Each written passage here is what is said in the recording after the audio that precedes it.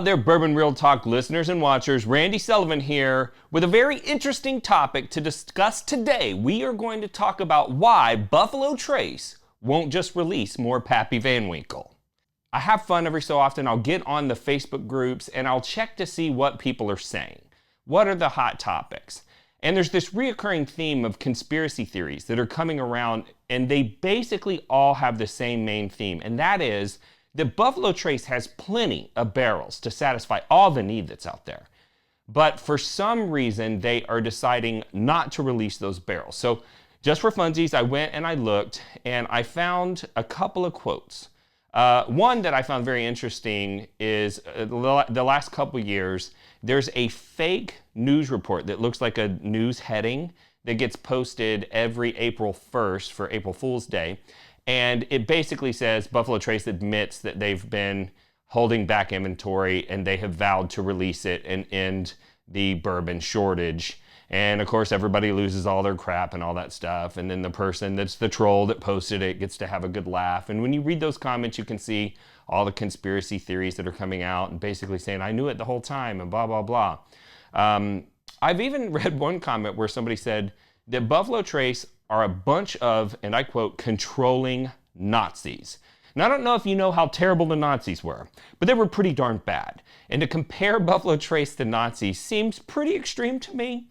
I found another quote that said, if you are a distillery and you make your product hard to find, the prices only go up. And I thought, yeah, that's true. But there are a lot of other factors that determine whether or not you can afford to make your products hard to find. And so we're going to dive into, there was an announcement that was made a couple of years ago about Buffalo Trace expansion project so that they can fix this issue with the amount of whiskey that's available. And I did find another quote after they had made the announcement that said, cool, now they can hold back more product from us. So the general theme here is people honestly believe that Buffalo Trace has all the product in the world, and for whatever reason, they're deciding not to sell it. So first off, I am going to make the disclaimer that I, as a whiskey enthusiast, understand the difference between Old Rip VanWinkle, Lot B, VanWinkle Family Estate Rye, and the Pappy VanWinkles. I get it. A lot of people use the term Pappy as like this, universal catch-all term that means everything from the VanWinkle line.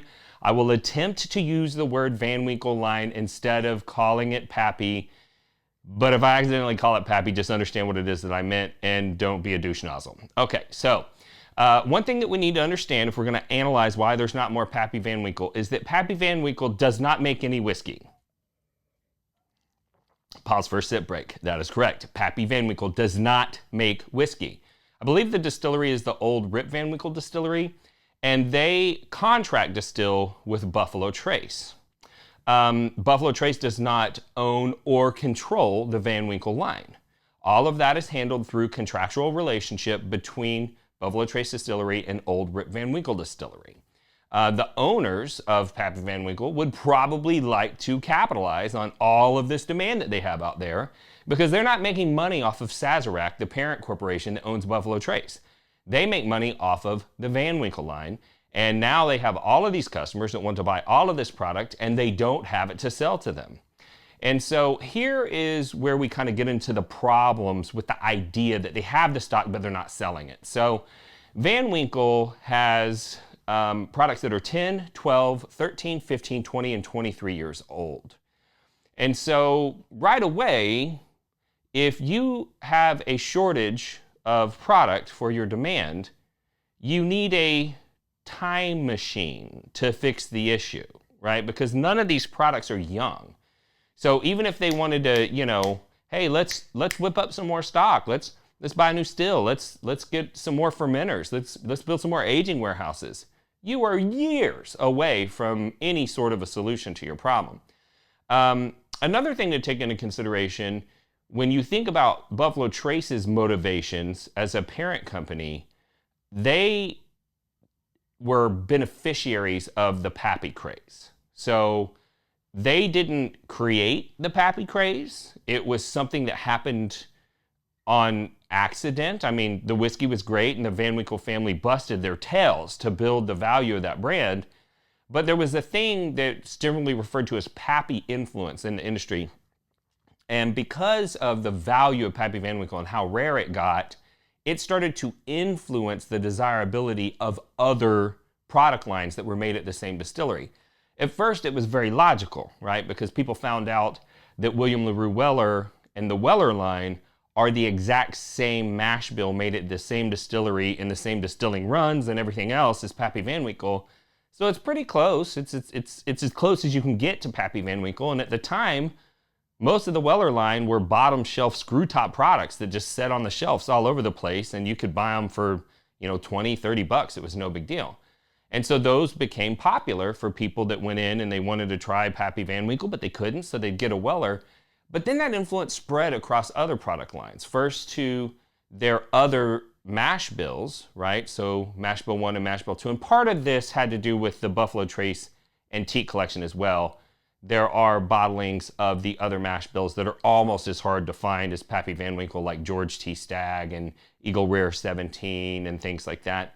So it's like, okay, I get it. I see how those things would influence and make the lower level products that are easier to find, difficult. But that expanded to the point where now Buffalo Trace has, I don't even know what X demand they have. Like if they could all of a sudden wave a magic wand and they had, 10 times the bottles that they currently have, I think they'd all sell out 15 times, 20 times. I don't know what X demand they have, but it's outrageous. So the whole concept of Buffalo Trace is purposely manipulating their profit in the short term for some long-term benefit of demand is ridiculous. At this point, they have so much demand that it's actually a problem. So Buffalo Trace and VanWinkle also are kind of competitors, right? That's something else that to take into consideration. When you think about, why isn't there more Pappy? Well, when the VanWinkles go to Buffalo Trace and they go, hey, give us more of your wheated mash bill, Buffalo Trace goes, hey, we got to stick to the contract because we still have to produce our William LaRue Weller for our BTAC line, and we still have to keep our Weller lines up. And any whiskey that we give to you to put in VanWinkle bottles is whiskey that's not going into the brands that we actually own. And so the whole idea that the two of them are collaborating together to purposely make something rare, neither one of them have the incentive to do it. And if one were doing it for the other, they would be hurting themselves for the benefit of the other. And that's kind of not how businesses work. So let's talk a little bit about the Buffalo Trace expansion, because in 2016, Buffalo Trace announced that they were spending $1.2 billion to expand capacity. Billion with a B, people. We're not talking about million. That's a lot of freaking money, okay? And along with that, they basically, I think that they had a lot of still capacity left that they could produce more whiskey, but one of the main bottlenecks for them to produce more whiskey was they needed more aging facilities. So since 2016, they've been producing a new aging warehouse every several months, and they plan to do so, and this press release came out in 2019, for the next several years. So I think in 2019, they added 7 new barrel aging warehouses, and every barrel aging warehouse costs $7 million to build and $21 million to fill with barrels of whiskey. So each barrel warehouse, if you do the math, that's $28 million for each barrel warehouse, and they expanded 7 in 1 year in 2019 and plan to continue at that level of growth. They've also invested in a lot of other infrastructures. So they have 4 new cookers that are actually double the size of the original cookers that they had that was producing the old level of inventory. They added 4 new fermenters, 92,000 gallon fermenters, 4 of them. They're the largest in the industry. I've been to Gulf Coast Distillery who's the bottler, the non-distiller producer of the Prideful Goat. They have 6 36,000 gallon fermenters, and it is awe-inspiring. Each one of these fermenters is, 2.5 times the size of these monstrous tanks that take up a whole building. You couldn't even imagine how big that is. And they've also created a new bottling line. There was some expansions to the visitor center and all this stuff. So, I mean, $1.2 billion is a lot. So with all that information shared, let's analyze a little bit of what everyone's financial interest would be in this equation so that we can understand why there's not more Pappy VanWinkle. One thing that I will have to say is I suspect that most of the conspiracy theorists that are out there, they probably don't run their own businesses. I'm guessing that they have limited business experience. They probably, not that they're not successful, because many people in the whiskey collecting world are very successful people. But I'm guessing that they probably work for someone else and they really don't understand how the cake gets baked. They just get to sit down at the table and eat and complain when there's not enough for everybody to go around. Because if you really understood business and business motivation and how capital flows and how business decisions get made, it would be a hard thing to come to the conclusion that this shortage was something that had been faked for this period of time. There would just be no financial incentive for anybody. The other thing to consider is that VanWinkle, the VanWinkle family, they don't have a dog in this hunt, right? Like, they already have everything that they ever could have wanted for their brand, except for a volume of inventory to satisfy the demand. Their profitability is not tied to Sazerac, it's not tied to Buffalo Trace, and they, as I mentioned earlier, have no financial incentive to participate in any sort of a charade.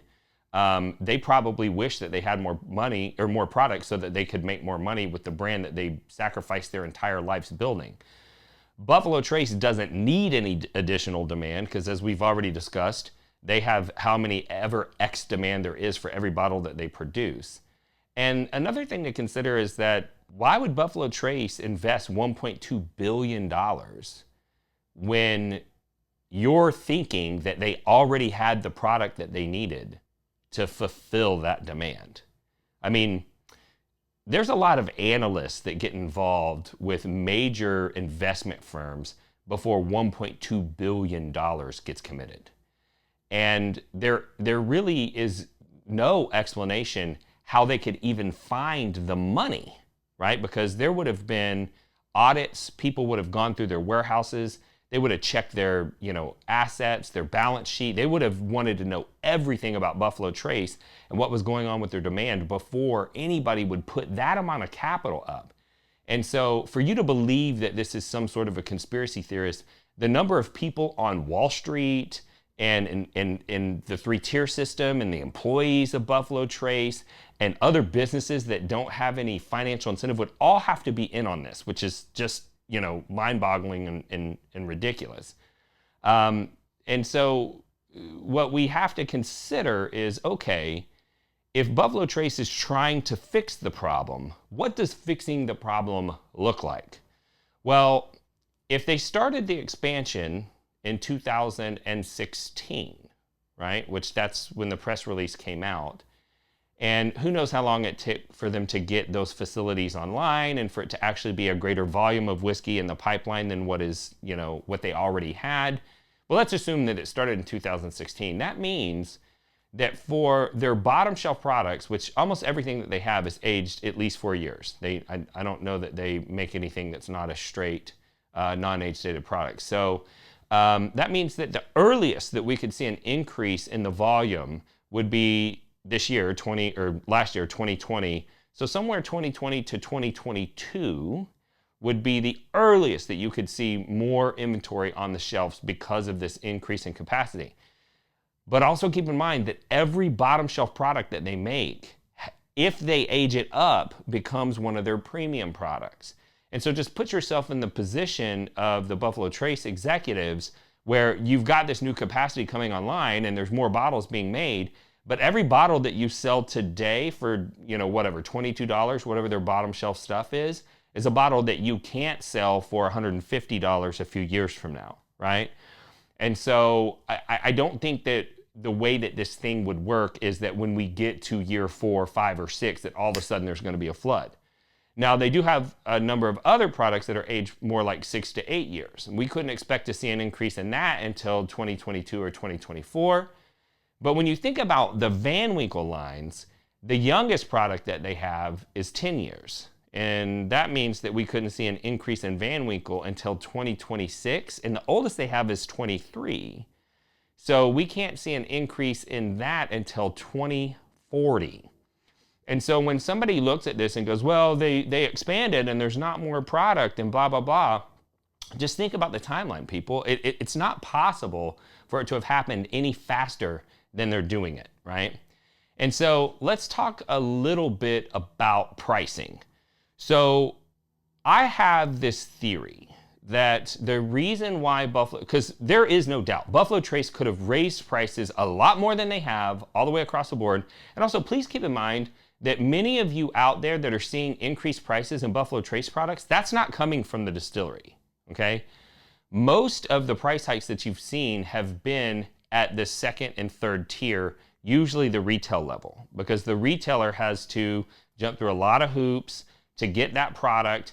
And once they've jumped through those hoops and they get the product in, they don't want to just sell it for, the bottom dollar when they have customers that they know will pay more. So a lot of those increases in prices didn't come from Buffalo Trace. Those come from the retail level. And so if Buffalo Trace could have increased prices and didn't, like, the VanWinkle line, or even the BTEC line, which they control, BTEC I still think is $119 SRP. If they tripled the price, of William LaRue Weller, if they released it at $500, it would still fly off the shelves, right? And so why haven't they increased the prices? And I think if you can wrap your head around that answer, I think that you will also be able to understand the entire picture. And that is, they know that they have capacity coming online, right? They also know that they have these long-time customers that have been brand loyal, that are used to paying a certain price for their products. And if they raise those prices, they're gonna chase away those long-term customers right at about the time that their capacity starts to be able to backfill that demand. And so Buffalo Trace, I believe, has decided not to raise prices and follow the Scotch model, okay? Because they know that capacity is coming and they want to keep all of those customers used to buying those products at those prices. It's the only thing that makes sense. They're clearly in it for profit. They are not some sort of philanthropy organization, and the people that run Buffalo Trace aren't doing all of this as a huge prank on all of us whiskey enthusiasts. They're doing it because they want to make money. And so I suspect that the reason why they haven't raised those prices and followed the Scotch model is because they know that they're going to be able to work their way out of this problem, and they want to keep all those customers engaged, which is part of the reason why I get upset when the local retail stores bump the price, because now you guys are under the impression that Buffalo Trace is trying to rip you off because they have all of this demand. And the truth is, they've been foregoing profit for years so that they could keep their prices where they're at and keep you happy as a consumer, so that when their new capacity comes online, you'll still buy the product. And then the store goes and screws it up for them, and there's nothing they can do about it because the three-tier system rules. In conclusion, why doesn't Buffalo Trace release more Pappy? Well, in my estimation, they would love to, but they can't because of all the reasons that we've already mentioned. So I hope that you enjoyed this recording. We do have a ton of new people checking out the channel, and I just want to say thank you to all of you. I will say that the channel philosophy is about bringing people together. There's so much division in this world, and I believe that whiskey actually brings people together. So the story behind why I started this channel is, and it's gonna get a little bit sad, but I promise I'll bring it back around. I had a brother that when he got out of the military, he was addicted to painkillers. And in 2014, he decided to take his own life. And whiskey was one of the things that connected us. We both found that we loved whiskey, and some of my best memories are spending time with my brother having a pour. And I wanted to find a way to keep people from feeling alone, and I even looked into, suicide prevention speaking and things like that. But it didn't line up with my personality very well. And one time I was at a bottle share, and there were a very diverse group of people there, different walks of life. different races, and we all, for the most part, met each other that day, and we were all having a great time. We were sharing drinks together. We were even drinking out of each other's glasses. Of course, this was pre-COVID. And it made me realize that whiskey brings people together. And I like to educate people about whiskey. I was doing educational videos on Facebook and things like that, but I didn't really have a channel. And so I had the idea, well, what if I created a channel? And if you go back to some of my old episodes, you'll see like some episodes that aren't in alignment with what I'm doing right now, like, you know, where I'd interview a police officer about the Black Lives Matter movement, or a Black person about their experiences with police officers, or somebody from the LGBTQ community. And back then my thought was, I'm gonna connect people by getting people to understand each other on the channel. But what I realized later is that I don't have to connect you with the people that you're disconnected from. I just have to connect you to whiskey, and then whiskey will do the job of connecting you with other people. So that is the purpose of this channel. I do see a lot of division in the world today, and I see a lot of people showing hate towards one another. And I believe that we can use whiskey to bring us all together to kind of combat that. Now, in terms of the channel philosophy, we don't have any sponsors. So if you love the channel and you want to support me, I do have some merch that you are able to go buy. One thing that we just had come in and I wanted to show you guys that's kind of funny and interesting. This is a Bourbon Real Talk official lanyard for your Glencairn. So you just put it in this little strap here, and it holds on to your Glen for you when you are at a tasting, and you can be hands-free. So kind of interesting. The first time I saw one of these, I thought to myself, hey, you want to know how I knew you were an alcoholic? But then somebody gave me one, and I used it at a bottle share, and I was like, oh my God, that is the most useful thing in the entire world. How did I not always have one of those? We also have Bourbon Real Talk Glens, which you can also get on the website. And great news, there's wee Glens. There's smaller Glens. They're called distiller's tasting glasses. We are having those custom manufactured. Those are going to be etched instead of screen printed. And they are exactly 1/2 the size of a normal Glen. So they're about 3 ounces instead of 6 1/4 or so. And so those are going to be in soon. We also have my daughter, my 15-year-old daughter, she's 16 now, but when she was 15, she started a candle company called Samantha Cade so she could raise money to buy a car. And she created a line of candles for whiskey lovers. So we've got candles that have man smells, like leather and things like that, and those are on the website. I also noticed that a lot of whiskey enthusiasts have tons of little sample bottles sitting around their house, like these guys. And I had these boxes manufactured so that you can store your sample bottles. Those are on the website. And the creme de la creme of merch that I have is the Bourbon Real Talk American Whiskey Aroma Kit. So this is a little, tool that I put together. A lot of people, when they see my reviews, they say, how do you break down the whiskeys? Like, I don't know how to pick out the flavors. And I used to have a wine aroma kit. So I went to go look for a bourbon aroma kit, and I couldn't find one that I liked. So if you make a bourbon aroma kit, maybe I didn't see yours, but the ones that I saw on Amazon, the flavors didn't make sense for bourbon. Everything seemed to be Scotch focused. And so my wife helped me curate this box. So we've got 36 vials. It's an actual wooden box. And all of the flavors and scents were crowdsourced from whiskey enthusiasts like yourself. And we probably went over about, 350 different scents to narrow it down to the 36 that I felt smelt like bourbon. And I will tell you that there is a major legacy distillery in Kentucky that uses this kit to train its sensory team. And I begged for permission to tell you who it was. And he said, we're a publicly traded company and I cannot do that. But the master distiller does use the kit to train people. So if you're interested in supporting the channel, you can check that out. Right now, we don't do sponsorships. We don't have Patreon. We don't do any of that stuff. I try to give everything away to you for free so that you can come here and have a good time and feel no obligation. But if you do want to support, that's how you do it. Because this channel is about bringing people together, I want you to know that if you woke up this morning and you were unsure whether or not anyone loved you, just know that I love you. I'll see you next time on Bourbon Real Talk.